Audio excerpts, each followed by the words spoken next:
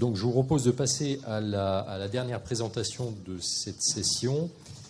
Alors, qui sera donc aussi présentée à quatre mains. Donc, Abderrahmane El Hanafi et Pénélope Lubin de la société Ametra Engineering.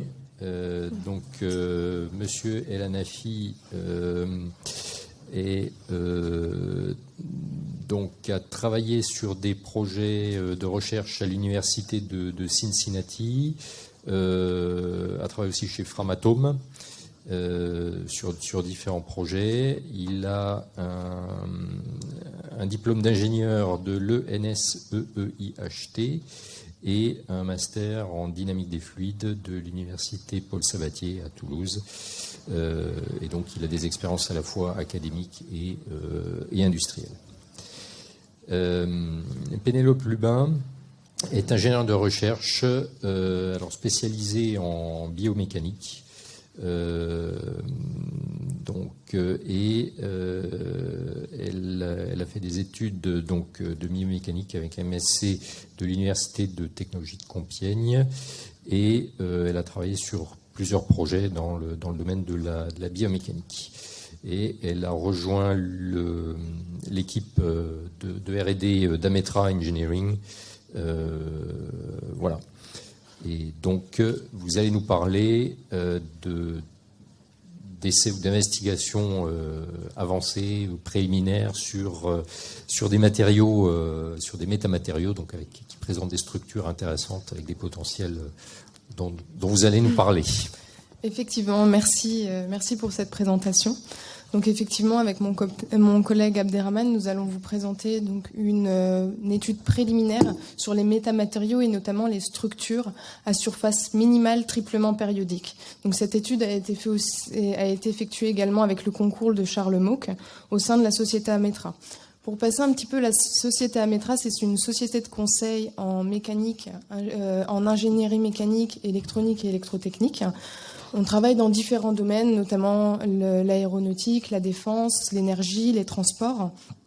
Et dans la cellule Research d'Ametra, nous avons travaillé sur différents projets, dont par exemple des réservoirs d'hydrogène ou bien par exemple de l'hybridation dans l'aviation. Et d'ailleurs, ce projet a mené lieu à plusieurs contrats chez différents acteurs de l'aéronautique et l'aérospatiale. Et actuellement, ce qui nous intéresse, ce sont les métamatériaux. Donc les métamatériaux, ce sont des matériaux bioinspirés, architecturés et également artificiels. Donc, ce qui nous intéresse plus particulièrement dans ces métamatériaux, ce sont leurs capacités d'absorption d'énergie, mais également de dissipation thermique. Donc, pour rappel, donc effectivement, les métamatériaux, méta pour dire au-delà, c'est-à-dire qu'on va aller au-delà des propriétés qui existent dans la nature. Donc on va les améliorer et leur donner d'autres propriétés supérieures, donc que ce soit en mécanique ou thermique pour ce qui nous intéresse, mais également il est possible d'avoir des propriétés très intéressantes, notamment en optique. Donc là, on donne l'exemple d'une plaque dite d'invisibilité qui a été créée par la start-up Invisibility Shield, donc c'est une start-up britannique. Donc on peut jouer un petit peu Harry Potter, effectivement. Et évidemment, nous, ce qui nous intéresse sont les propriétés mécaniques et thermiques des structures TPMS. Donc, je le rappelle, les structures à surface minimale triplement périodique.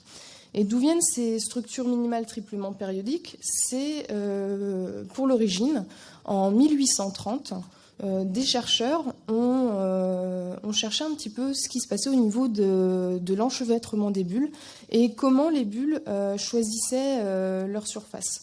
Donc effectivement, les surfaces des bulles vont minimiser leur surface pour minimiser l'énergie de surface due justement aux interactions, aux liaisons superficielles. Et des chercheurs, finalement, à partir de 1870, vont vouloir déterminer des équations qui permettent de trouver justement des types de surfaces minimales Et donc c'est à partir de 1870 qu'il découvre donc par exemple l'équation des structures, que ce soit primitives, gyroïdes ou diamants. Et à partir de ces isosurfaces, on peut les décliner en 2 types de cellules, c'est-à-dire des cellules enveloppes, des cellules solides. Et l'intérêt justement de ces structures minimales triplement périodiques, effectivement, c'est qu'on peut les répéter sous forme de réseau dans les 3 directions de l'espace. Donc effectivement, c'est très joli, mais qu'est-ce qui nous avance que ces structures ont des propriétés mécaniques ou thermiques très intéressantes? Eh bien finalement, c'est en regardant du côté de la nature. Quand on étudie les structures biomimétiques, donc les structures par exemple de la carapace de Charançon, on va retrouver grâce au microscope électronique des structures diamants par exemple. Que ce soit par exemple dans les ailes de papillon, on va retrouver de la structure gyroïde, donc qui donne cette capacité donc de légèreté, mais aussi des propriétés mécaniques de résistance importante, donc pour la taille du papillon, et également au niveau du squelette de l'oursin où on retrouve de la structure primitive. Donc effectivement, ce que ça montre, ce n'est pas que les mathématiques ou la nature s'inspire des mathématiques, mais plutôt que la nature va révéler justement ce potentiel au niveau des propriétés, que ce soit des propriétés mécaniques, des propriétés de légèreté, des propriétés thermiques ou encore de camouflage.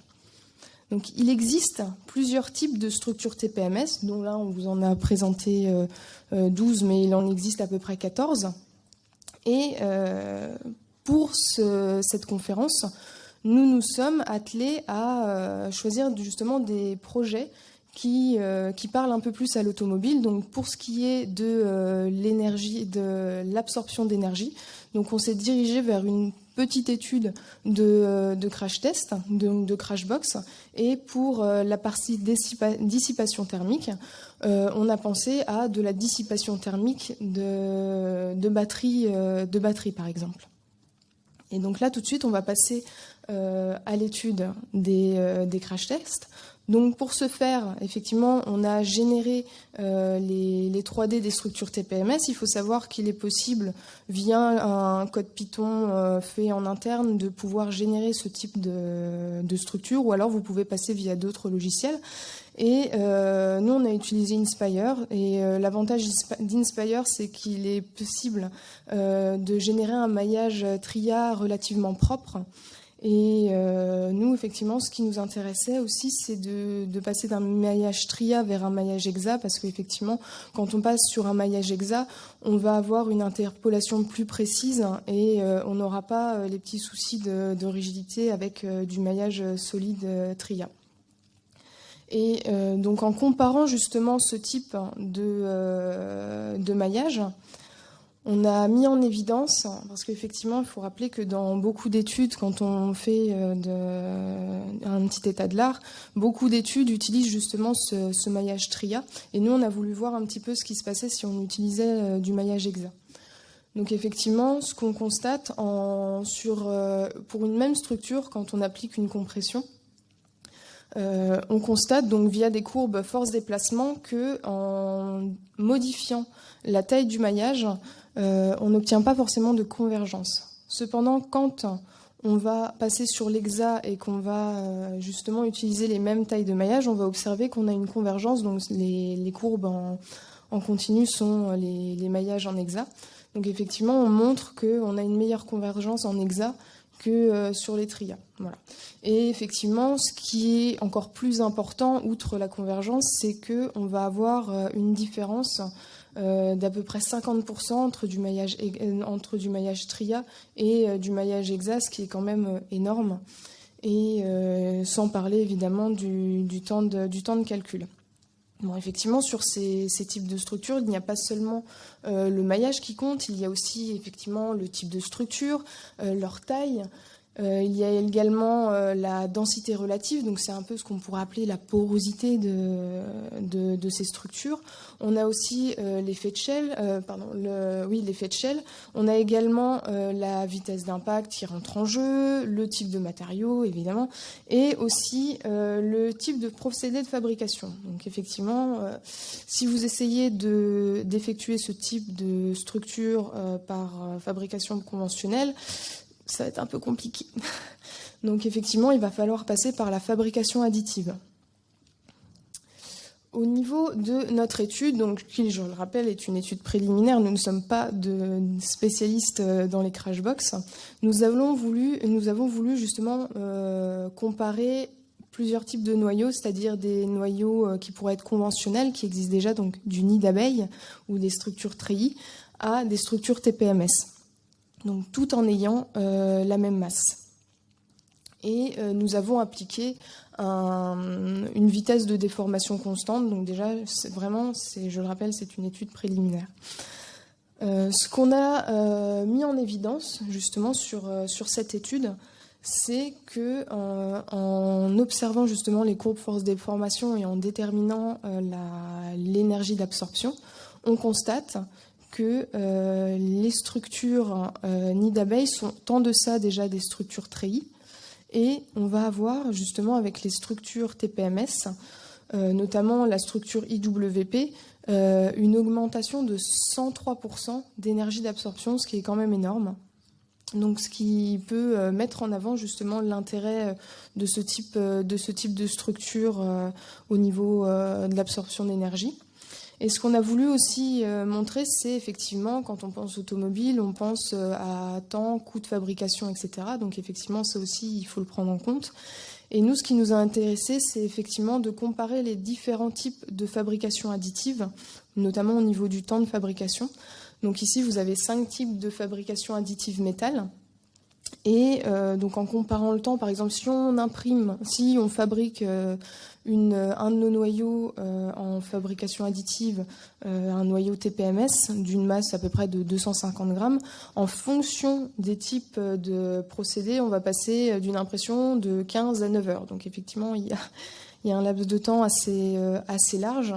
Mais il faut aussi voir aussi il y a aussi un intérêt au niveau de la qualité de ce type de fabrication. Par exemple, si on prend une épaisseur allant de 200 à 600 micromètres, on va avoir une différence maximale entre notre CAO et la structure imprimée de minimum de 7%. Donc pour une application de Crashbox, c'est largement suffisant. Donc effectivement, là, pour conclure sur cette petite préétude, on met en avant des possibilités d'amélioration, justement d'absorption de choc au niveau de l'automobile. Ça peut être des Crashbox, ça peut être de la protection de batterie, ou si vous avez d'autres propositions, ce sera très intéressant. Mais voilà, les TPMS ont un avenir justement dans l'industrie, que ce soit aéronautique ou même automobile. Voilà. Et là, je vais laisser la parole à mon collègue pour la partie thermique. Merci. Dans l'industrie automobile, la gestion thermique a un rôle particulier, en particulier à l'essor des véhicules électriques et hybrides. À gauche, nous constatons la complexité croissante de l'intégration des solutions hybrides dans les véhicules. Si le véhicule est lourd, autonome, alors la gestion de la température est cruciale. Et en particulier, si on parle pour les batteries électriques des véhicules, nous avons une intervalle optimale de fonctionnement. Si on est au-dessus de cet intervalle, on a un problème de dégradation de la batterie. Et si on arrive aux températures, par exemple, de 95 degrés, on aura un problème d'emballement thermique. Alors, il nous faut des solutions avancées pour bien gérer la température de la batterie, par exemple. Alors, si on veut faire nos études, le premier composant on peut considérer un composant, une source de chaleur à 100 degrés Celsius qui peut présenter n'importe quel élément à une température cruciale dans votre véhicule. Et après, le système conventionnel pour refroidir ce composant, on considère des ailettes qui sont utilisées largement chez les industriels en ce moment. Alors, maintenant, si on veut améliorer les performances thermiques, on fait de la bio-inspiring, alors on utilise les gyroïdes. Les gyroïdes, ici, on considère qu'ils ont la même surface d'échange que les ailettes et ils ont la même épaisseur pour avoir une comparaison convenable. Et la deuxième structure qui nous intéresse dans cette étude, c'est la structure primitive, qui est considérée qu'il a la même densité que la gyroïde à peu près. Et alors, nos calculs sont lancés sur AlterSimLab. Et pour découpler les conditions limites d'entrée et sortie, des extensions de 80 mm sont ajoutées. À l'entrée, on considère un débit volumique de l'air à 20 degrés, à une température de 20 degrés Celsius. Et à la sortie, la pression atmosphérique. Et les parois latérales sont symétriques. Maintenant, pour analyser les performances de notre système, il faut d'abord identifier les paramètres qui nous intéressent. Vu qu'on fait de la mécanique des fluides, d'abord, il faut identifier le type d'écoulement. Du coup, il faut calculer le nombre de rénances. Est-ce qu'on a linéaire ou turbulent? Turbulent, on décide mieux. Après, le coefficient de frottement qui est calculé à partir de différence de pression entre l'entrée et la sortie. Et le coefficient de frottement, un coefficient de frottement très important, ça veut dire qu'il faut une très grande puissance de pompage. Et le troisième paramètre qui nous intéresse, c'est le nombre d'U7. Alors, c'est le flux convectif adimensionnel. Si le nombre d'U7 est très important, ça veut dire qu'on décide très bien en convection. Et son nombre d'U7, il est calculé à partir du coefficient de convection. D'abord, il faut faire une validation pour voir la robustesse de nos calculs. On compare nos résultats numériques par rapport aux résultats des essais de Chang. On voit ici les points verts sont les résultats numériques. Ils ont un écart maximal de 5% par rapport aux résultats des essais de Chang, où le fluide considéré c'est de l'air, avec les propriétés thermophysiques dépendent de la température et la structure c'est un alliage d'aluminium. Alors on se concentre sur une étude. Ici, la validation a été faite en comparant la température de l'entrée et la sortie en fonction du débit volumique. On se limite notre étude pour un débit volumique égal à peu près 1,8 m3 par heure. Et on continue avec ce débit pour les autres prochaines études. La première étude, c'est pour le système conventionnel, c'est les ailettes. Alors ici, la figure qui illustre le champ de température de la structure de refroidissement. Et on trace les lignes de courant, du coup, c'est les chemins des particules. On voit ici que les lignes de courant sont rectilignes, ils n'interagissent pas beaucoup avec la structure, ils ne sont pas beaucoup déviés. Alors on attend que le coefficient de frottement il est minimal. On le voit clairement sur le tableau que le coefficient de frottement est tend vers 0. Et vu que le frottement il est nominal, ça veut dire qu'il n'y a pas beaucoup d'échanges avec l'environnement. Et du coup, la dissipation lors du l'UNI7 il est modérée, elle est aux alentours de 40. On se rappelle que c'est le flux adimensionnel convectif. Et celui-là, il va être comparé par rapport aux structures TPMS. Et la température moyenne, la différence entre la température moyenne de la source de chaleur égale à 100 degrés moins la température moyenne des ailettes, on n'a diminué que 5 Kelvin. Alors après, on va comparer par rapport aux résultats de TPMS. La première structure qu'on a dit qui nous intéresse, c'est la structure gyroïde. Il est considéré qu'on a la même surface d'échange que les ailettes et la même épaisseur. On voit ici que les lignes de courant il y a une turbulence, ils sont bien mélangés. Alors on s'attend qu'il y a une bonne interaction avec la paroi. On voit clairement ici que le coefficient de frottement il est égal à 0,45, beaucoup plus supérieur par rapport aux ailettes. Alors ce qui veut dire qu'il nous faut une bonne puissance de pompage pour refroidir. Mais on voit l'effet de refroidissement au niveau du nombre d'UNI7 qui est à peu près qui est supérieur à plus de 200% par rapport aux ailettes. Et on a encore réussi à diminuer la température moyenne de la gyroïde par 11 Kelvin.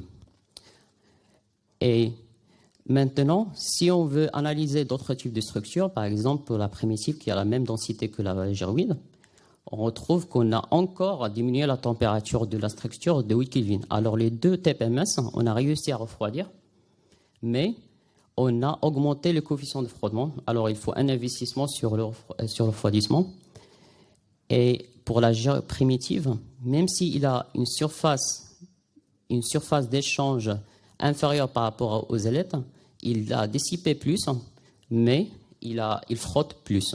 Et on le voit dans l'illustration ici, on trouve des circulations qui sont entre deux primitives, ce qui justifie le frottement et encore le meilleur échange avec l'environnement. Et tout ça grâce à la courbure, la distribution intelligente de la matière dans notre domaine. Et donc, pour conclure, donc pour rappeler un petit peu les résultats de nos préétudes, on a montré effectivement que le type de maillage avait une importance capitale au niveau de l'étude des propriétés mécaniques des structures TPMS, notamment de leur comportement en simulation, et également nous avons mis en évidence que l'énergie d'absorption des structures TPMS était supérieure aux structures type nid d'abeille ou structures treillis très connues. Et nous avons également évalué à peu près le temps de fabrication en fonction des différents types de procédés de fabrication additive.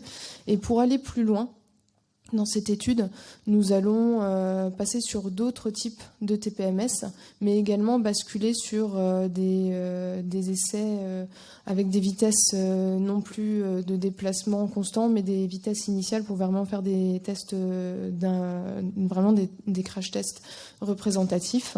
Et il faut savoir que cette année, nous avions pour l'objectif d'effectuer des tests grandeur nature, donc des tests expérimentaux. Donc effectivement, ces tests sont en cours nous sommes en train de voir avec des écoles pour pouvoir effectuer des tests expérimentaux et pouvoir comparer nos résultats de simulation. Et du point de vue thermique, nous avons vu que grâce à la gyroïde, nous avons réussi à dissiper plus avec l'environnement, à échanger plus avec l'environnement. Et nous avons dépassé les performances des systèmes conventionnels pour les élèves. Mais il faut trouver un compromis entre les performances thermiques et la puissance de pompage. Et ici, nous avons illustré que deux structures, mais il y a d'autres qui seront peut-être intéressantes, notamment la gyroïde ou l'hydnoïde, qui est illustrée ici. Vous voyez bien les courbures. Et du coup, on maximise la surface d'échange. Et encore, il y a d'autres éléments qui nous intéressent, c'est la dissipation passive, notamment mettre à l'intérieur des TPMS des matériaux changement de phase, où ici, on n'aura pas besoin d'une puissance de pompage parce que c'est une convection naturelle qui gère. Et comme vous avez vu, il y a un intérêt pour les TPMS du point de vue thermique et mécanique. On peut intégrer les deux propriétés pour un composant qui vous intéresse, notamment par exemple pour les batteries. Je vous remercie.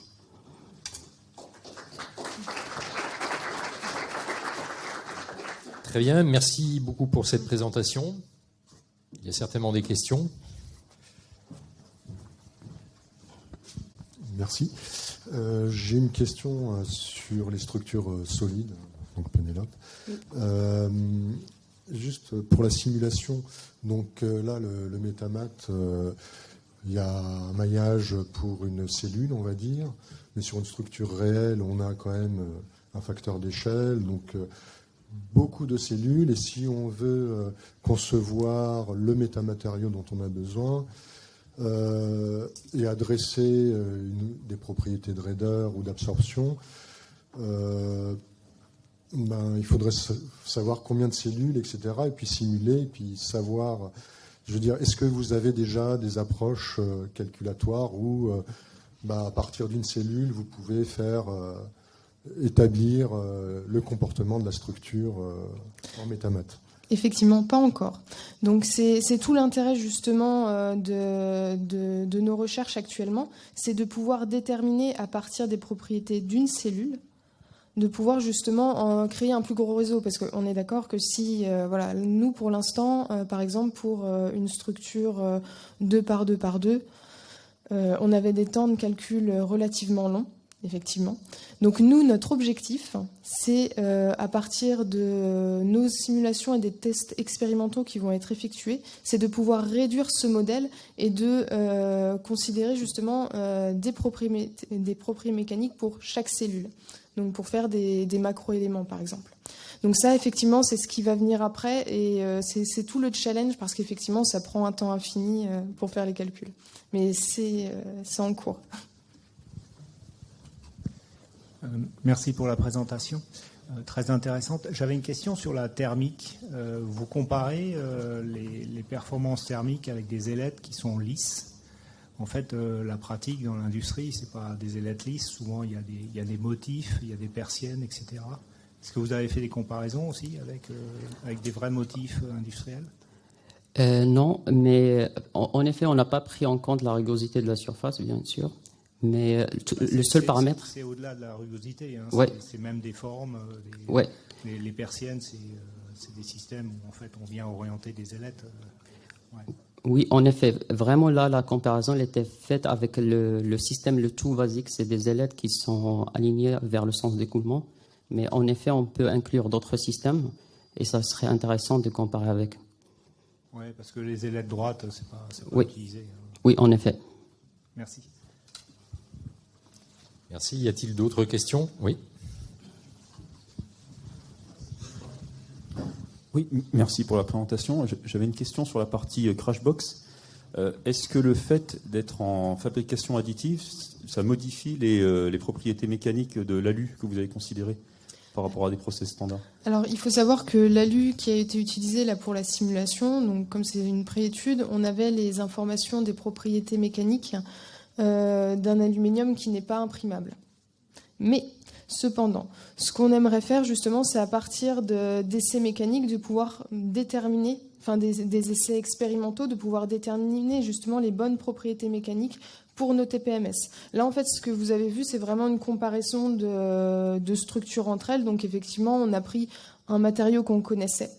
Voilà, vraiment pour avoir simplement différenciation entre l'un et l'autre. Maintenant, pour aller plus loin, effectivement, l'objectif des tests expérimentaux, c'est d'utiliser l'expérimental pour pouvoir rajouter justement les propriétés de la fabrication additive, enfin qu'implique la fabrication additive, parce qu'effectivement, la fabrication additive va induire des concentrations de contraintes. Donc, effectivement, c'est à prendre en compte. Donc ça, c'est encore pour la suite. Ok, merci.